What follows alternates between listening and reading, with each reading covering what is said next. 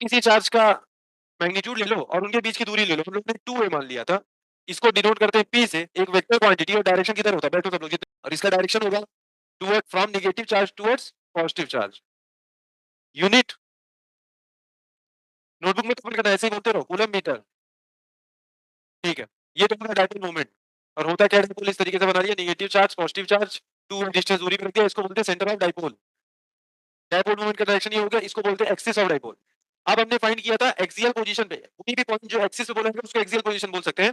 Suppose centre से axis पे गए r दूरी पर और इलेक्ट्रिक फील्ड फाइंड करने की कोशिश की, तो क्या आएगा? k into two P by are cube. चलो पूरा फॉर्मूला पहले लिखते हैं, k into two P by two P R upon R square minus A square का। Very good. और अगर मुझे वेक्टर साइन के साथ दिख रहा है तो जिस तरफ डायपोल मोमेंट होता है उधर ही इलेक्ट्रिक फील्ड भी आएगी, तो मैं क्या लिख सकता हूँ यहाँ पे पी हेड लिख सकता हूँ। ठीक, लेकिन अगर मेरा डायपोल जो है वो स्मॉल डायपोल केस है। स्मॉल डायपोल का क्या मतलब है? स्मॉल डायपोल का मतलब जिस पॉइंट पे मैं फील्ड पता करना चाहता हूँ वो पॉइंट डायपोल के साइज से बहुत बड़ा है। तो इस केस में क्या हो जाएगा, मैं एक को क्या कर सकता हूँ, नेग्लेक्ट कर सकता हूँ। इलेक्ट्रिक फील्ड की वैल्यू आ जाएगी K into two P by are cube. तो एक्सियल पोजीशन। उसके बाद मैं सेंटर से किसी आर दूरी पर इस दूरी को क्या बोलता है, इक्वेटोरियल पोजीशन। इस पॉइंट पे मैं फील्ड पता करने की कोशिश कर रहा था, तो इसकी वैल्यू आई थी क्या, पहले general formula K into P upon R square plus A square की power 3/2। Again for the case of small dipole,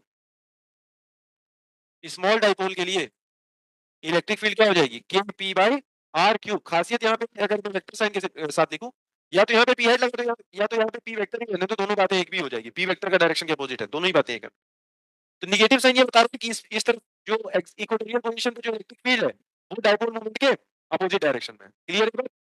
अच्छा, for small dipole axial position equatorial position के बीच में एक रिलेशन है। Electric field axial position is negative times of two times negative of two times electric field at equatorial position.